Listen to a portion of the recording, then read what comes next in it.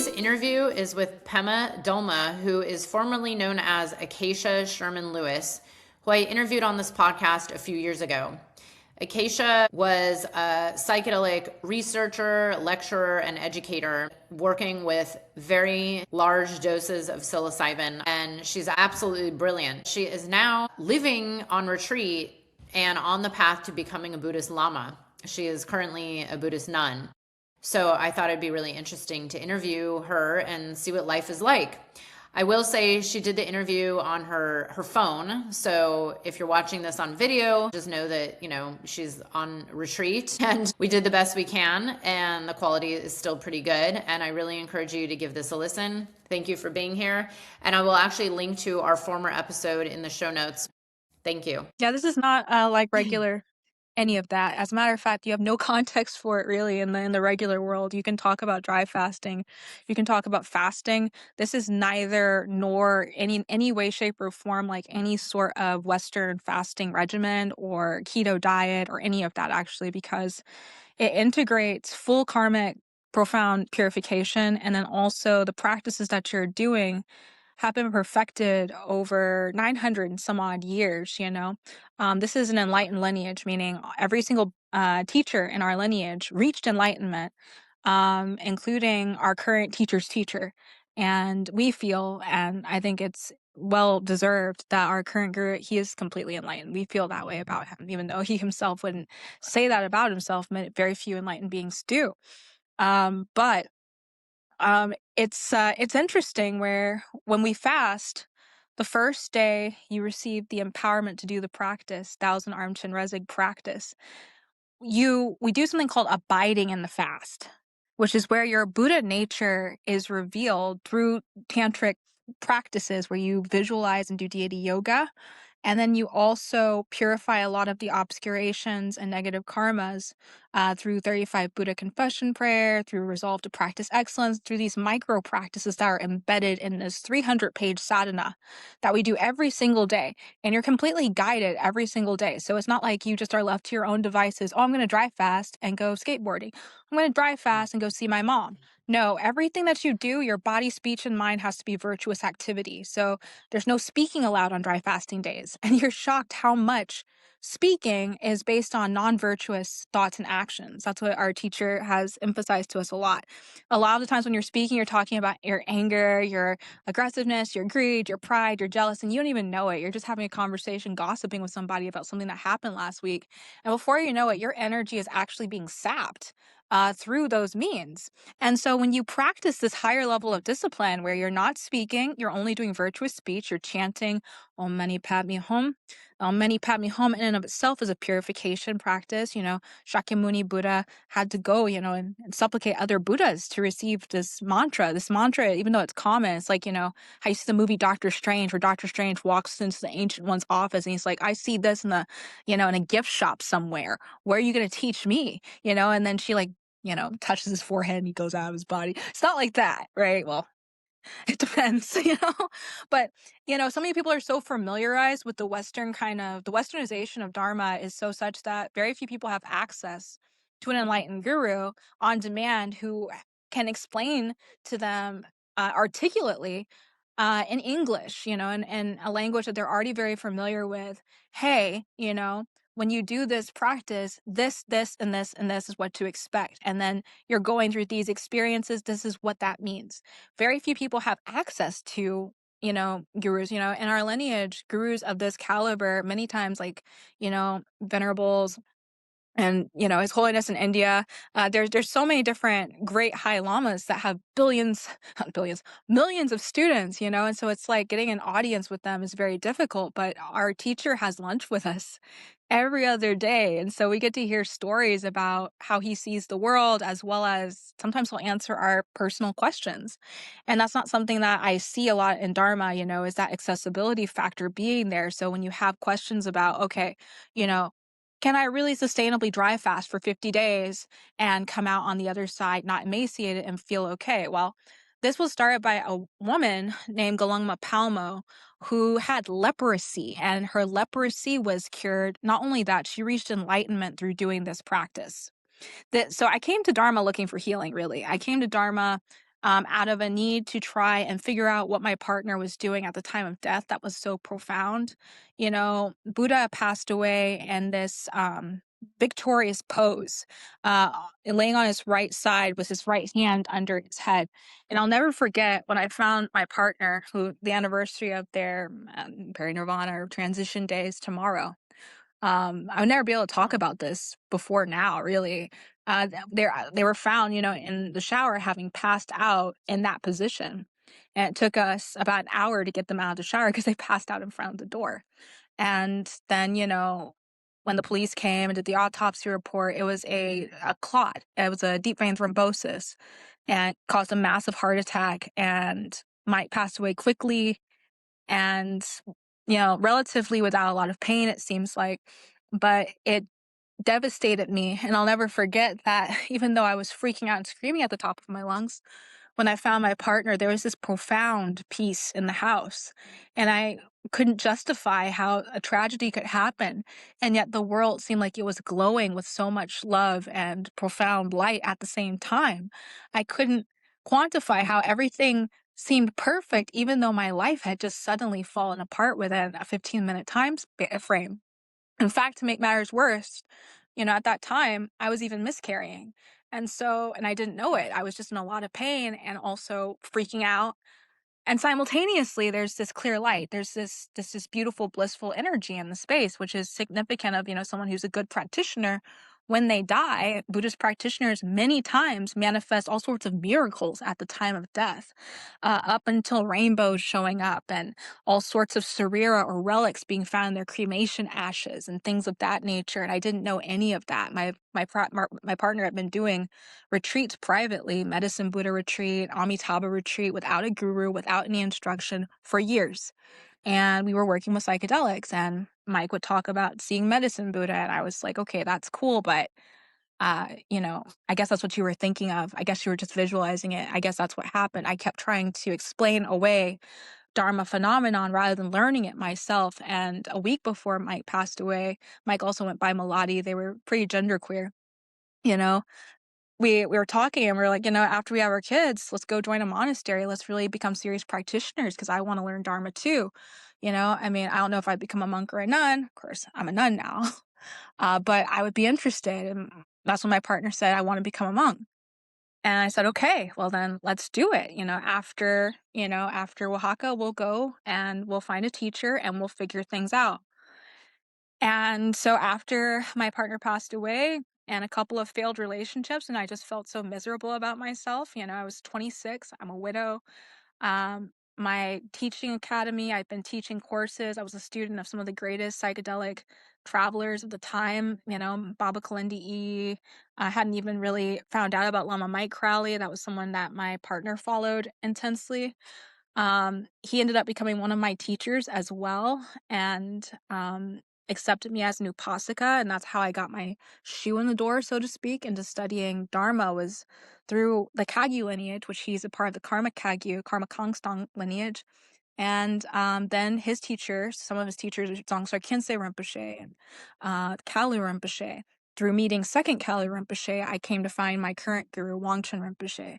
And so, you know, this coming to Dharma has been like a 7-year unbroken process, even longer than that before this. But I was a Buddhist practitioner long before I, a year ago, decided to accept my teacher's offer that maybe I should seriously become a practitioner. I should take vows and become a serious practitioner and dedicate my life, you know, to the study of Dharma and helping sentient beings. And I thought about it for a year before I even took the vow.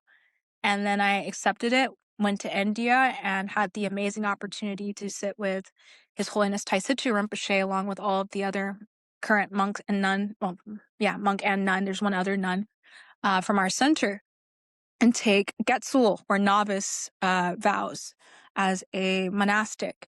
And so I complete my first year on March 26th. So I'm officially a year and change as a nun. And I'm about to start 3-year retreat. And so this is one of the only times I'll get to like talk to the public. I only had an hour today.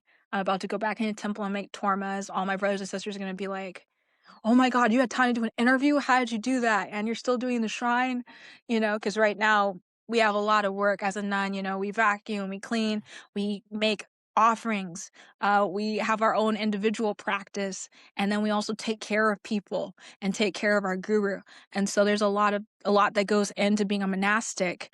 It's like having 100 different jobs, but they're all jobs that are filled with profound joy and profound devotion. We really believe what we do. Not only believe, we've experienced the benefits of what we do. So when it comes to dry fasting, it clears away a lot of doubt to talk to somebody who has not only gone, let's say, do one Nunye. You do one Nunye, and in the doctrine, in the text, from over 900 years, it clearly states that you dissolve 40,000 eons of negative karma. And in Buddhism, we don't have a start. We don't have a creation point. Our planet does, maybe us physically in this reality, we have a birthday. But ultimately, our awareness is infinite. That's what is talked about. And so all sentient beings are referred to as our mothers, as limitless as the sky, because it's understood that in the time that we've existed, and since infinite, immeasurable time periods in other universes, other galaxies, other multiverses even, all the beings that we're entangled with through karma, you don't encounter ant by accident or bee by accident. And so that being is in a different dimension, in the animal realm, human realm, hell realm, God realm, demigod realm, hungry ghost realm, but they have still been your mother. And so we have compassion for our mothers as limitless as the sky. That's what is part of our dedication, part of our practices to generate bodhicitta. And bodhicitta is the most important thing in our Vajrayana tradition. Other lineages like Theravada tradition, they follow the right and wrong that Buddha taught. They follow extensively the moral and ethical foundation, the Vinaya, but the difference between Tantric Buddhism, Vajrayana Buddhism, is not only the continuity of Tantra itself, but also the fact that we have the desire to become Buddhas ourselves. And not only that, but the means to be able to do that in one single lifetime, which makes Vajrayana the lightning thunderbolt, kind of like Vajra is like a lightning diamond thunderbolt concept, the nature of mind being that way, meaning that you can't not exist. So if you can't not exist, our guru says a lot, you should try to practice excellence so that we can reach enlightenment, so we can exist enlightenedly, because you're going to have infinite time to become perfect. So when you start planting those seeds of perfect practice, you start generating the causes and conditions for perfect enlightenment. And that's something that I always joked about when I was just in the psychedelic world. Oh, you think you're going to become enlightened? Ah, ha, ha. That's funny, because I had no concept of meeting a not only enlightened teacher, but also seeing real beings who are, at least if they're not fully enlightened, they're very, very, very close to being that in this reality. And I didn't understand the stories of past beings or the history of these lineages that have survived untainted by Western consumerism and, this a capitalistic guru-disciple relationship that's inauthentic. I thought that the authentic teachers had long gone and that I was probably not likely to find them. So when people would talk to me about Buddhism, I always kind of wrote it off as one of those traditions that, sure, it's very beautiful and altruistic, but you're kidding yourself if you think you're really going to break through, and then when I met my gurus, I was shocked to find out that that was just my own delusional thinking. That was my own assumptions based on my karma. And so karma is just, action, activity, and a lot of people have this spooky view of what karma is. They think it's out to get them or out to get somebody else who did something wrong, but they don't understand that Dharma is really a phenomena. There's karmic phenomena that happens, and Dharma is understanding that phenomena. exactly as it actually is, not how we would delusionally think it to be or illusorily create in our minds a concept of what it could be based on our limited understanding and experience in this lifetime. Dharma is actually, especially Buddha Dharma. There's different kinds of Dharma. There's all sorts of Dharma. There's worldly Dharma, but we make a distinction when we talk about Dharma. We're really talking about Buddha Dharma, or the phenomenon of the causes and conditions that liberate sentient beings from suffering. And so, you know, I cannot think of a better way to live the rest of my life out in honor of my partner and in honor of my family members and all sentient beings who are suffering, towards an end, transform myself for the betterment of my community. And that's what I think I wanted to do years ago, but just did not have a conduit or a way to really start that process. Wow. Thank you. Thank you. Yeah, so beautiful and so many questions.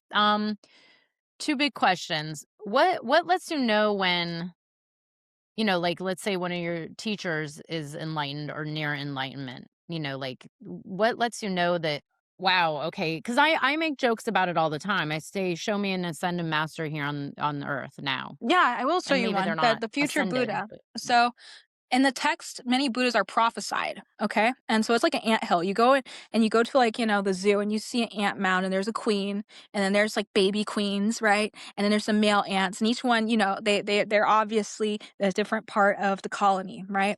In Buddhism, what's so cool is we have past Buddhas, present Buddhas, and future Buddhas. And all of the past Buddhas, they predicted the present and future Buddhas. And so it's not left up to, oh, this person just got enlightened and became perfect Buddha overnight. Many times we have historical beings that are here and have been predicted to be here, like Guru Rinpoche, like Karmapa, and the predictions are in the text from over 1,000 years ago. They can't be faked or tainted or made up. These are things that people's parents have taught them and remember and have experienced directly with meeting. One of the most beautiful statues of Buddha is a Jowo Buddha, and it's I hope I'm saying this correctly. Forgive me if I'm wrong, all of you Buddhism Bodhisattvas. Forgive me if I'm wrong. But there's a statue of Buddha that's said to be the most authentic view of what Buddha actually looked like when he was living, because there's a little old lady who is actually alive when Buddha was walking around, that they consulted in the entire process of sculpting and putting together the statue of Buddha. And they asked her when they finished it, does this look like him? And she said, absolutely, this looks like him. So it's old enough, it was gifted from the Emperor of China to Tibet as a wedding gift for when the Princess of China was marrying one of the rulers of Tibet at that time. And so it's something that is not only a cultural relic, it's something that you can still see to this day. You can go and look up the statue. It's one of the most original relics. And then you have the Buddha Shakyamuni Buddha in Bodh Gaya. You can go to where Buddha got enlightened at. You can go and sit under a cousin of the tree. Even though different groups went and burned down certain parts of the tree and stuff, they were able to save saplings. There's still a cousin, a descendant of the actual original tree Buddha got enlightened under, growing right there in Bodh Gaya. And you can sit in the chamber of the stupa in Bodh Gaya and sit in front of the Shakyamuni Buddha statue and feel the energy. It's stronger. And I as someone who's had a multitude of psychedelic substances, I'm known fairly for my high doses. There's nothing I've ever encountered, no substance I've ever encountered that's that energetically potent than to go to Bodh Gaya and sit under the Bodhi tree and just freaking meditate. There's wow. no other higher DMT, ayahuasca, psilocybin ajurensis, you name it, level than that. And it's something that is, as a Westerner, it's easy to not actually have a reference point because we didn't grow up in India. We didn't grow up in Tibet. Our families may not come from cultural Buddhist bloodlines. Heck, my parents are Pentecostal. I had no reference point for who Shakyamuni Buddha is until I started studying and eventually made my way out there myself. And when you study Buddhist teachings, there's this website called 84,000.co. That's just numbers, 84000.co. And you can read the 84,000 different teachings that while Buddha lived on the planet, he taught verbally, and it was recorded and written down by his students and translated into English now. It's only like a couple decades since Westerners actually have access to this stuff, Like the translations have gotten so good. I can say Dharma's finally arriving in the West. I think it's so easy to make jokes because it hadn't arrived yet. So many Tibetans were refugees, struggling financially, had no good translators. The translations were crappy. But in the last 35, 40 plus years, um, I would say that Dharma has become something almost completely accessible to us Westerners, thanks to the hard work of like Anthony Drupchu, Sarah Harding and all these great translators who have tirelessly worked for decades, getting their degrees in Tibetan language and linguistics, because this language was built by an enlightened being. There's no other language on the planet where you can just say, okay, this language is specifically reserved only for the teaching of Dharma, specifically by Lord Buddha, specifically translating it from its original language and then putting it into an actual text script that is designed to transport you to these other states of consciousness and awareness within yourself for purification, for transformation, for practice. Tibetan is an incredibly profound language, even though it's simply said, but profoundly written, from the word of Sanje, opening up, like blossoming in awareness and reaching out, the words Rinpoche, precious one, precious jewel, the way we talk about our teachers, the devotion that we have towards their dedication for the practice of excellence. you know, Now that we have a bridge between Pali, Sanskrit, Tibetan, and English, we can really become studiers firsthand on firsthand experiencers of Dharma rather than secondhand taking quotes off the internet and calling it understanding. We can actually have firsthand experiences. And then not only that, some of the enlightened beings, have been unbroken for 900 plus years of reincarnation. They've been amassing knowledge since the 11th century or before that, and one of those examples is Taisitsu Rinpoche, His Holiness Taisitsu Rinpoche. I had the pleasure of meeting him and going through ordination with him. And if you go back to the Buddhist lineage, Kagyu lineage, head of our lineage is Karmapas, and our lineage goes back to Talopa, Naropa, Marpa, Milarepa, Gampopa, and then starts first Karmapa, Dusum Kimpa, and then after fifth Karmapa, I think, you have his student Drogon Retchen. And Drogon Retchen was first Taisitsu Rinpoche. And the Taisitsus were given a crown, a red crown. And the Karmapas were given a black crown made of what's called dakini hair. And one of the kings that the Karmapa taught saw this, and it's an Indian king. He saw a crown floating above his teacher's head, and he said, can I please bring this into reality so people can really see who you are, and so he had this commissioned. And then since first till now 17th Karmapa, they've been reincarnating, so every generation has an opportunity to meet a fully enlightened being in every generation for the last 1,000 years. And they accurately predict where they're going to be born, what signs and symbols are going to be there, and what characteristics they will have upon birth, and then are raised by their students, their heart sons. So who knows that person better than someone who was raised by them from 1 year old, like Taisitsu Rinpoche was raised by 16 Karmapas since 18 months old.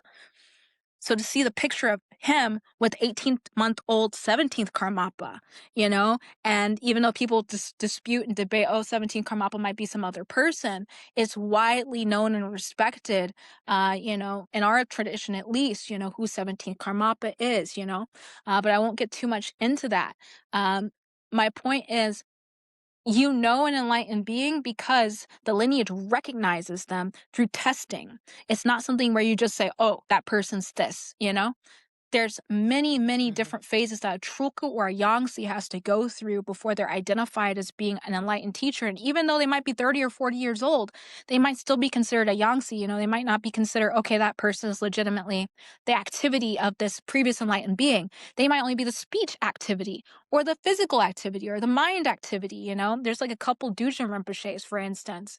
When you become an enlightened being, you can come back in a multitude of reincarnations. It's not guaranteed you're just going to come back in one.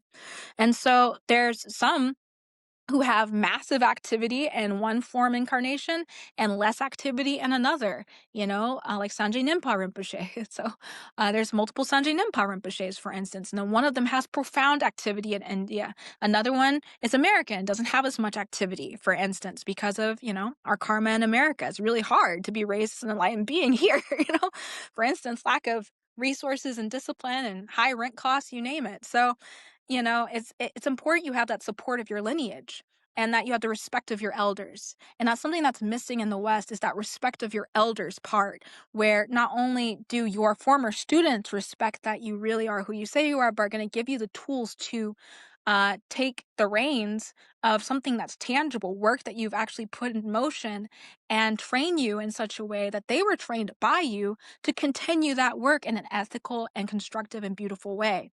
And that's something that really I feel like outside of Dharma, outside of an enlightened lineage, you're not going to find anywhere else in the world, no matter what spiritual tradition. And I mean, I call myself an anthropologist and a student of many different spiritual traditions, and I don't want to be disrespectful at all, but you know, there's a huge difference between a couple hundred years of being able to trace something back and then claiming it came from 100,000 years ago, and being able to perfectly trace for eons what's been going on. There's a huge difference, especially on time scale and accuracy.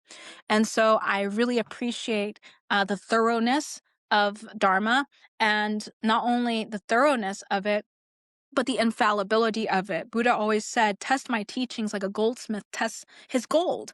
Don't take anything blindly.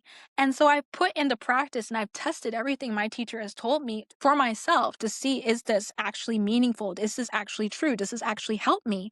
And the answer is wholeheartedly yes. And as a Westerner, I've been absolutely disrespectful. And I've been absolutely, you know, I don't know how he puts up with me other than the fact that he's an enlightened being. But I did put to the test his character, his integrity, his morality, his knowledge, to see if he really was on that level. And I gotta say, I've never been more impressed. And I'm continuously, after years, I'm still here. I'm still enjoying the fruits of that in my own spiritual journey. Wow. Thank you for sharing that.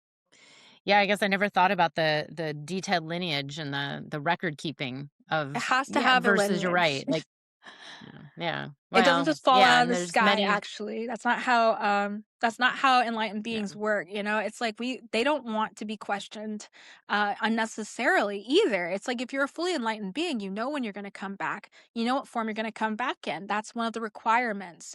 And if you read the Treasury of Knowledge series written by Jamgon Kongtrul, it talks about what makes an authentic spiritual teacher. And 99.99% of the people that we think of as being spiritual teachers, including previously myself, you know, I wouldn't call myself that, but some people thought of me as a spiritual teacher. We're not qualified. There's qualifications that are incredible. And then what qualifies you to be a good student as well.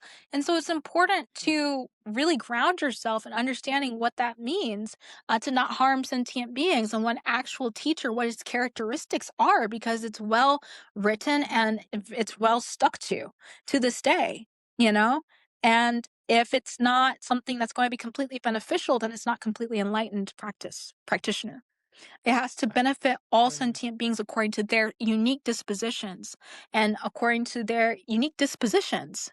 Um, and so there's no chance that you're gonna meet a so-called enlightened being that's got a ton of I guess you could say students saying, oh, you abused me or this, that, and the other. Sure, enlightened beings have obstacles, you know, and sure, some beings do make what appears to be mistakes to us to teach us, you know, in this reality. But at the same time, there's an overall, it speaks for itselfness about a truly enlightened teacher. And it comes from having a personal friendship, a pure spiritual relationship with that person, and developing that trust authentically from a place of humility and devotion and respect. And we call it practice even in pure phenomenon. And so practice in pure phenomenon is something where, in Vajrayana Buddhism, we don't just take refuge in the three jewels, Buddha, Dharma, Sangha. We have the three roots, which is guru, yidam, which is yidam is mind commitment, and wrathful protector. And the guru represents the Buddhas of all 10 directions, right? And so when we do our refuge, we're not just taking refuge in something that's unseen. You can't just physically walk up to Buddha, but you can walk up to your guru and talk to them. But if you don't come to it with respect, to that person with respect, you're going to miss out. You're not going to be able to see them as anything more than a person. And so it's talked about you in the text. There are several benefits that you can get from having a guru. If you treat the guru like a person, you're going to get a personal benefit. But if you treat the guru as a bodhisattva, you'll get a benefit like they're a bodhisattva. But if you have the ability to see the guru like the Buddhas with the 10 directions, you're going to get a blessing that's also like that as well because of the illusion-like nature of reality. It's like a dream. And so when you put it in those terms, I can see how a lot of people get confused because they don't know anything about the Buddhist structure or cosmology. We study Shipibo cosmology, we study African cosmology, but nobody really talks about Buddhist cosmology outside of India. And it has its own astronomy, astrology, cosmology, medicine system, cultural structure, underpinnings. It is so profoundly vast. It's like asking somebody to see a forest and a pine needle. What we show them on the outside is like a pine needle. What it actually is like an entire forest. Yeah. And, you're not going to Thank see the you. forest unless you Mm. have somebody who's like kind of a tour guide. You're like, here, I'm going to show you around, and Yeah. that's really hard to find with, English speaking people, it's like, the people who are really good guys, they've written a bunch of books, but not everyone learns that way. For me, I'm super ADD. I learn better from experience firsthand, somebody teaching me, and then me exploring for myself hands-on. I learn less better from audiobooks and interviews, So, Mhm. I mean, some people are going to Really, have to me come too. visit me here at the temple and do Nunye, and it's free. It's the Sign me up. only. I would do that in a second. I mean, how long is it? A few weeks? No, a Well, month. It's been a you month. can Yeah. do up to 50 days, but you don't have to do 50 days at once. You can actually start with like 8 Nunye, Mm. 16 days. You can start with smaller commitments. And even some people come and just do one Nunye. We don't always have the space because we only have like 30 rooms. But when we do have the space, some people come and do one Nunye and then they feel completely transformed just doing 2 days of practice because it engages, it's a Kriya Yoga Tantra. And so it engages your body, your speech, and your mind. Basically, you're like a monk for a day. You take vows. I'm going to abstain from alcohol and intoxicants. I'm abstain from sex. I'm abstain from gossiping. I'm abstain from frivolous activity. I ain't going to kill anybody. I ain't going to steal anything. And you stick with it. And then when you really stick with it, I'm not going to eat at wrong times. I'm not going to speak at wrong times. You start to realize that you can have faith in your true nature again. You can really restore whatever broken kind of faith inside of yourself that limits you from being able to experience your Buddha nature and abide even through hunger, even through a little temporary discomfort, dedicating that merit to all beings who have it worse off than you, beings in hell realms who are experiencing constant misery, beings who are hungry ghosts who can't enjoy one drop of substance because they died in a really horrific way. There are beings like that exist that have it so much worse off than anything we could ever fathom in the human dimension. I know this really intimately because I had a lot of psychedelic journeys where I met beings. I was like, okay, that's messed up, And I think a lot of people have that's messed up moment, but they don't really know what to do about it. And this practice teaches you what to do about it from your inner nature, how to transform into an unlimited wisdom and compassion body, an enjoyment body, a bliss body in your mind. Your mind is infinite. It's vast. It can become anything. So why not become the most wonderful thing it can be while you're alive? Mm. Like, how much of a thrill is that? Like, you tap into your That's childhood amazing. joy, you tap into your imagination, and you use your For imagination sure. creatively to quantumly entangle your visualization with something that's real inside of you. Your Buddha nature, your essential goodness, your basic goodness exists. It really exists. And then you can use that basic goodness to constructively break out of the ego programming that keeps us in these cycles of victimhood, aggression, attachment, aversion, ignorance, and the five poisons, these emotional states that are going the opposite way of how we really want to go. And every time we have an ego death on psychedelics, we see what we are, but when we have to come back to the real world, we take that attachment to this real back with us instead of allowing ourselves to slowly practice transformation. That's what Vajrayana Tantra is about. It's about slowly practicing transformation in an organized and structured manner that works, that gets you from point A, unenlightened, to point B, awakened, fully awakened. And to be a fully awakened being, it's like some people think it's going to take, millions of lifetimes. And in other traditions, it very well could because there's no concept of bodhicitta. But bodhicitta is the secret ingredient that Vajrayana has that all these other traditions are really slow to adopt because it takes a lot of work. Developing bodhicitta, seeing all beings, even beings you don't like, as mother-like sentient beings is hard, but it can be trained. And so this is a training ground for that kind of activity to take place. Beautiful. It's funny because what was it, a year ago, a year and a half ago, you had announced that you're going to be doing this 3-year silence, right? 3 years, 3 months, 3 weeks, 3 Yeah, I'm days? still preparing for it. And all I could think was like, wow, you're doing that at the height of what feels like the most intense time on planet Earth ever. I mean, who knows? We'll see what happens beyond 3 years and 3 weeks. Yeah, but Shakyamuni Buddha actually vowed to reach enlightenment during the hardest time on the planet. that makes me feel better. That's what Buddhas and Bodhisattvas do. I'm not that yet, but that's the goal. Yeah. It's hard. It's not gonna get Yeah. less Easier. hard, No. based on our wishful Yeah. thinking, and so that's why it's like I know, during COVID it was hard. I mean, I lost almost everybody. I lost my teacher Mhm. at that time. I lost my partner after that. I lost everything I owned. I lost my mind. I mean, how much worse of an experience as a human? I mean, you could have worse than that, but it was pretty bad. It was pretty freaking bad for me, actually. And it was good. Yeah. It was good bad because it took me to this point where I realized impermanence. Things change. People get hurt. Suffering is real. And until you get to that point where you're like, everybody's going to lose somebody, everybody's going to die, what's more important, me making money and having a comfy life, or me figuring this stuff out so I can get out of here? Like I can make a difference in this world and help other people not be stuck in misery.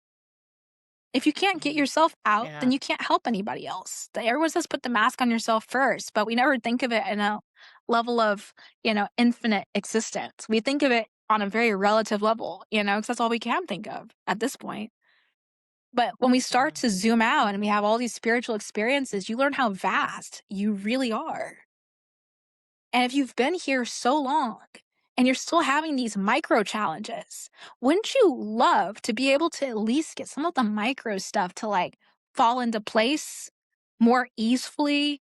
And then some of the lessons that you keep learning again and again, wouldn't it be wonderful to get 1% better at handling those problems every time? Just 1%? Because that means that eventually you're going to get to 100%. Eventually you're going to be able to handle it, just like you did everything else in life. When we were kids, it was riding a bike, roller skating. Now it's dealing with divorce paperwork, or it's dealing with a mortgage. It's dealing with somebody being toxic on the internet about you, right? It's all of this stuff. But when we start to move with compassion, we learn, even working with psychedelics, that if we suspend our disbelief and allow ourselves to reset and move from emptiness, we can manifest anything. But Vajrayana Buddhism is about moving from emptiness to manifest your ultimate nature. And that's something that's hard to do with someone who hasn't done it themselves. And you can really tell when someone hasn't because they don't make any sense. A being who's really done that can Yeah. make it make sense to even a 2-year-old or a 3-year-old or a lion or a tiger or an ant. It's not Yeah. going to be something where there's a wall up for your mind to be able to wrap itself around, because they're not going to go over your head out of compassion and wisdom for that person they're talking to. They're going to talk to them like a person. They're not going to talk to them like they're speaking on a stage, Yeah. without compassion. They're going to Wow. speak to that person because they care. That's the difference. Wonderful. Yeah. Yeah. Can you tell us a little bit about when you say 3 years of silence, like is this like you are not going to even hear about anything in the world, hopefully? I'm kidding. No, no, no, no. No, no, it's not like that. It's more like radio science outside retreat. Inside retreat, there's lots of talking, there's lots of chanting, there's lots of practice. Inside retreat, Mm, you're learning constantly. There's lots of different practices. We went to India for 10 days to receive the transmission and empowerments that we need to actually go through 3-year retreat. And we don't know if 3-year retreat is going to happen at the end of this year, but we're already starting to prepare. We're in 108 Nunye right now.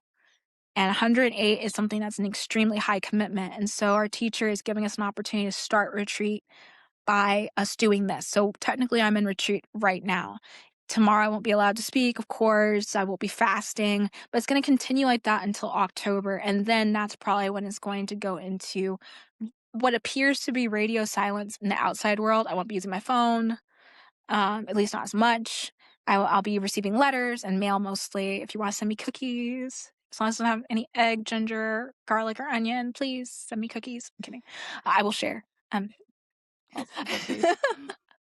And so, stuff like that, and so we don't And know you can very see your much about. family, like Mm-mm. family visits No, or that's not really a thing. It's part of our tradition. We really want to stay yeah. focused on our practice, and sometimes family can pull you out of where you need to be, and I've already been preparing my family for several years. They already know. I go, and Because I you feel and your like. dad are close, are you not? Of course, yeah, I built his Your dad? website and Yeah. I'm helping him with his chess club, and I'm doing everything in my power to be present with him rather than, because we're not Yeah. promised tomorrow. Anything can happen, I could go, he could go, it doesn't matter. Retreat may or may not happen. Anything could happen. Yeah. So as a Buddhist, I prioritize being present with my people so that when I do have something this important to me, that's this profound that I want to do, they can allow a little flexibility emotionally because I've been there for them. I've shown up for them. Even if I died tomorrow, I'm satisfied that I've done everything in my power to help them as much as I possibly can. And a lot of people can't say that. Even on a day-to-day basis, the people around them, they really showed up for. And we have all sorts of careers that have 3-year commitments. Like I was in the military before this. A couple like 8 years ago I was in the Air Did I Force. know that? You were? Oh, I don't wow. know. I'm a veteran, and I had a lot of I didn't know issues, that. because I was about to get deployed, to Latvia. I would have been one of the people in the Ukraine war program doing drone warfare. And we know what kind of carnage happened with the drones. I'm so lucky I got in a car crash, and they decided to separate me. Of course, now they've charged me $1,000 for SGLI life insurance I didn't use because they didn't discharge me properly. Like stuff like that. And so it just goes to show you how broken the system is for veterans. Yeah. And we accept that. We accept it's so honorable to serve your country and even kill other people. But we don't accept when it's time for somebody to do something profound spiritual practice to benefit beings for 3 years. Oh, that's unacceptable. I can't talk to you on the phone. But if you're in Iraq or Kuwait shooting at people, it's acceptable. I don't believe that. I don't believe that that's, that morally and ethically, it shows you where our priorities are as a country that we glorify. Mm. I appreciate all the people who have served, my fellow brothers and sisters, but at the same time, serve yourselves, serve your country by being compassionate and wise. Serve your country by healing broken hearts and broken minds. That's what we need right now.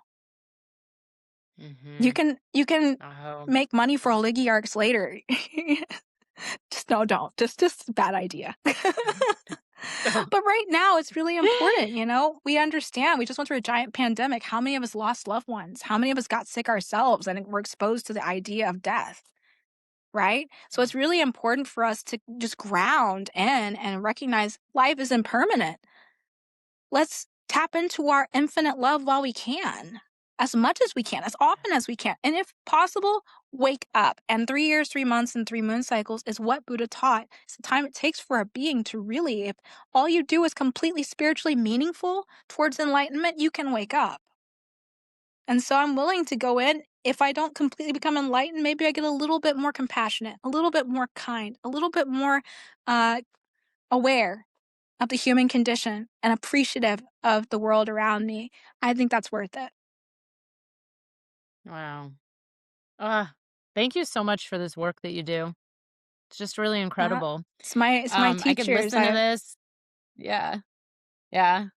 It's really, if it wasn't for Kala Rinpoche, Wangchen Rinpoche, Lama Mike Crowley, all of my venerable lamas, gurus, His Holiness Taisitcha Rinpoche, His Holiness Karmapa. I mean, honestly, I feel so honored to be alive. I know this practice saved my life. After my partner died, I know I would have made decisions that resulted in my early death.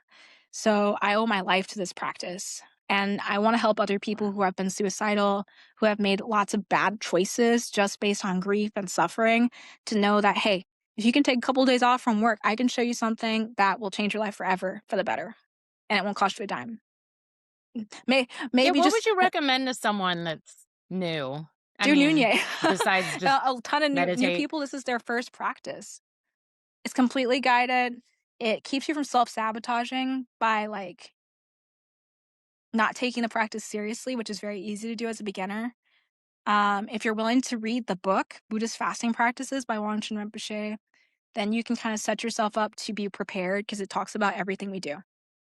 And the book's really easy to get a hold of. Contact me if you need access to a PDF, you know. And I just gotta say, Right. this practice has single-handedly transformed my life.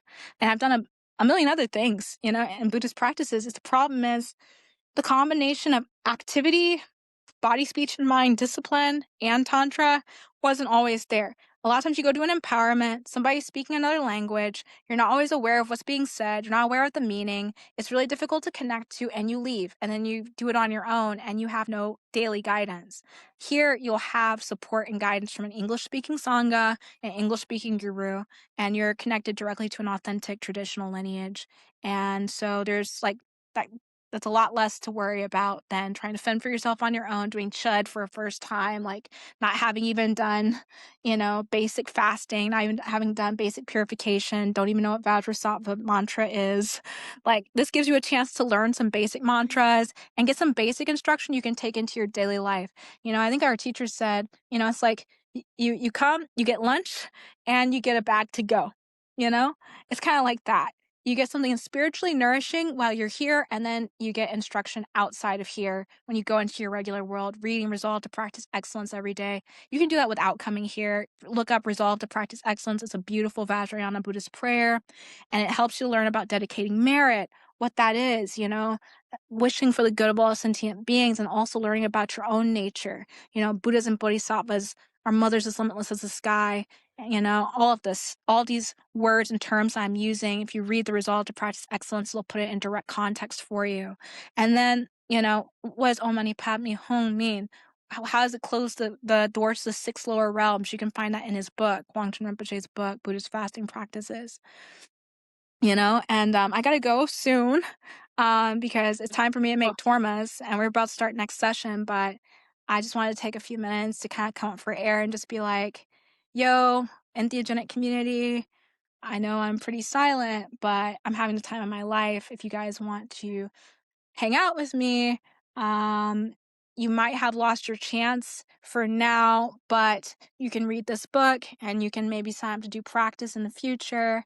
And I just wish everybody well. Donate. And Donate to I support your path. You're still taking donations, yeah? I just wanted to say one thing, because a lot of people assume me becoming a nun, I have some kind of uh, anxiety or taboo towards psychedelic community. I actually don't. As a matter of fact, my teacher said I could say this. If it wasn't for Bufo, I wouldn't have become a nun. If it wasn't for the psychedelics I worked with before this, I wouldn't have entered the Dharma path officially. Sure, I'm not working with that in retreat. Sure, I've taken vows now. But anyone who's working with psychedelics, I absolutely wish you absolute success. Even if you're just become a lay Buddhist and you don't take monastic vows and you have to avoid intoxicants. Yes, But there are certain plant medicines that make you very clear-minded, that don't intoxicate you. And I'm a believer that it can help bring you towards Dharma if your desire is to benefit sentient beings and help them reach liberation. Then you'll eventually enter a path. You'll eventually, hopefully, find an authentic teacher. That's my aspiration, my prayer for you. Even if you've met inauthentic teachers in the past and you've been through trauma in the past, just know that not everything is like that. And you can absolutely be successful in Dharma coming from a psychedelic background. I just want all of you guys to know that. Um, I'm a living testament to that. And I just want you to know that your okayness can go sky high through the roof and become enlightenedness eventually, too. You can be better than just okay. So Beautiful. Thank you so much. no I appreciate worries. it. I'm going to put in your donation links because, I think it's important to support this work. Well, I appreciate Wow. that. It's not required. Buddha made a vow. He said, all my followers will never go hungry or be homeless. And you know what? I haven't experienced anything less than that yet. So, if you feel called, the merit of helping out is high because I'm going to share it with everybody else in our community here. We always do appreciate if you donate to the center on our website, searchhealing.org. If you send a PayPal donation, it'll go directly to the center. You don't have to put my name on it. You can be completely anonymous if you want to. It'll still go towards eventually benefiting us. And, me personally, if you feel called, I'll make sure it gets spread around so that other people are also benefiting as a result. So, Beautiful. Thank you so much for everything. Have a blessed, what is the appropriate term? Have a beautiful fast? Nunye. Have a Nunye. beautiful But Nunye. is that what you say? Yeah, have a good Nunye. Have a great Nunye? Thank you. I will. Thank you so much. We'll be All in right. touch. Peace. Blessings. Thanks. Soha. Blessing to you. Bye. Bye.